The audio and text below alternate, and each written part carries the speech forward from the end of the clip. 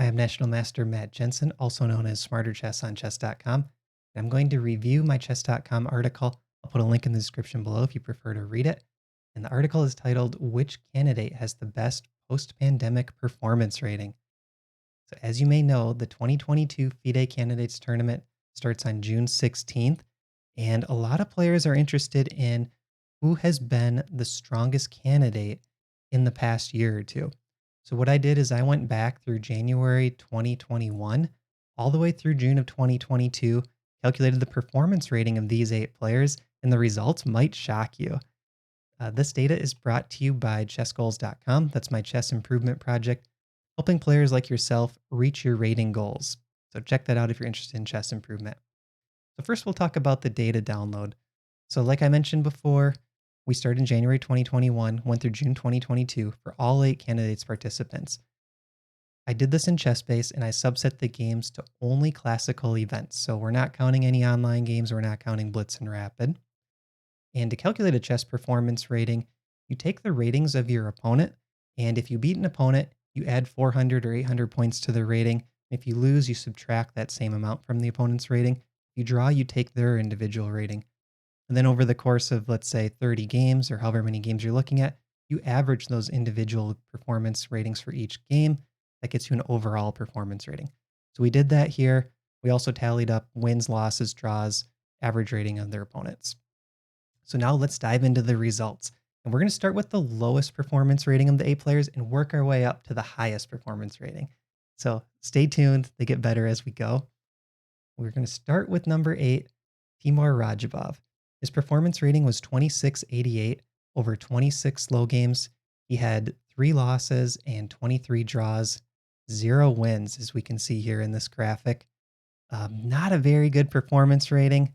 It's going to be interesting to see if Timur can bounce back. He had kind of a rough result recently in Norway Chess.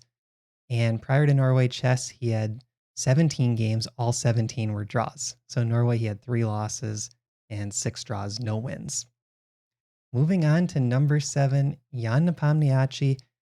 He had a 2742 performance rating over this stretch, getting a little bit better, but still not up in that super elite echelon. So this was over 37 games. He had 4 wins, 24 draws, 9 losses, so it's a -5 performance. But his average opponent rating is the highest in the field, 2789, and that's because this data set includes his world championship match against Magnus Carlsen. So this is a pretty tough set of opponents when you factor in all those classical games against Magnus. He has had equal scores against other candidates, though: Ali Reza Firouzja, Richard Rapport, and Caruana. Minus score against one participant, Ding Liren. And he's not carrying a lot of momentum into this event, but I'm thinking maybe he could turn it around with some fresh preparation and repeat his performance from the last candidates tournament. Next, we go to Richard Rapport. Performance rating 2764, getting a little bit better. And this is actually a bit close to his real rating. I think his average rating was 2764 in this data set. And he's played 70 classical games in the set. The second most active player in the field, only behind Fabiano Caruana. And this is over the last 18 months. He has a plus score, 21 wins, 40 draws, and 9 losses. Average opponent rating 2703. So a little lower average opponent rating at 2703, but he's done a good job, and he's performing right at his rating. So it's going to be interesting to see, can he continue his winning ways from the 2700 average opponent rating to against this candidates field, which is closer to 2780 average rating. Next, we go to Jan Christoph Duda, performance rating 2770. JKD, as he's sometimes called, is pretty high in the betting odds. If you look at websites that people put money on who's going to win the candidates, he's actually one of the higher players. He has an impressive plus 10 in 59 games. That includes 15 wins, 39 draws, 5 losses against an average opponent rating of 2745. So his performance rating is 20 points above his current live rating of 2750. We have 2770 performance, 2750 actual rating. And he also has a plus score against one of the candidates, Rapport, in the last 18 months. I think it's going to be a tough battle for Duda, though, because he needs a 2,800 plus performance rating to win the candidates. And he hasn't quite proven that he can consistently play at a 2,800 plus level. But he's still young. He's on the rise. He's at his highest rating all time. And let's see if this 24-year-old can surprise us and perform at that 2,800 plus level needed to win the candidates. Moving on, we have Fabiano Caruana, performance rating 2773. This is with 27 wins, 60 draws, and 11 losses. Extremely active in the last 18 months. He was rated as high as 2844 when he challenged Carlsen for the world title back in 2018. Recently, his rating has dipped to 2783, and the 2773 performance rating in the last 18 months kind of reflects that pullback. So he's gradually been losing some points in the last 18 months. He's the most active player, though, 98 games, and he has plus scores against a couple of the candidates, Firouzja and Duda, only a minus score against Rapport. And in my candidates prediction article, which factored in current live ratings and highest all-time ratings, Fabiano was the favorite to win with a 26% chance to win the candidates.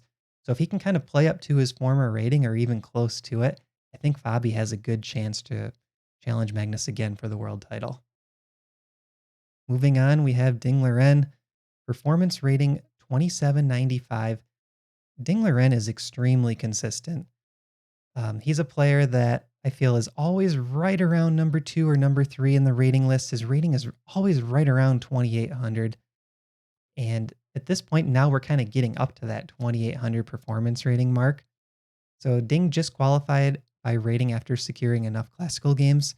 His average opponent rating, though, is the lowest in this field, 2672, kind of due to this unique qualifying circumstance. He played a lot of low rated players, but he also really outperformed them with a 67% score.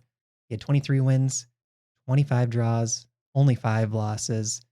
He hasn't spent a lot of time, though, playing the other candidates, so we'll have to see if he's kind of rusty against this higher level competition or if he's just going to be consistent Ding Liren and maybe surprise us 2810, 2820 performance rating, and he might just sneak through as the winner of this event. Moving on, we have Ali Reza Firouzja, definitely a fan favorite. There was a stretch where his rating skyrocketed above 2,800 plus FIDE, and most players that he played were below 2,750. So the average rating of his opponents was 2,766, but he did still score 64% with a very low 48% draw rate. We see his record here, 23 wins, 28 draws, 7 losses in those 18 months. And according to the prediction article, he has a 14% chance to win. He's also the second voted player in the survey that chess.com ran. And Carlsen said he may only defend the title if Firouzja wins. So let's see if this 18-year-old can pull it off. Last but definitely not least, we have Hikaru Nakamura.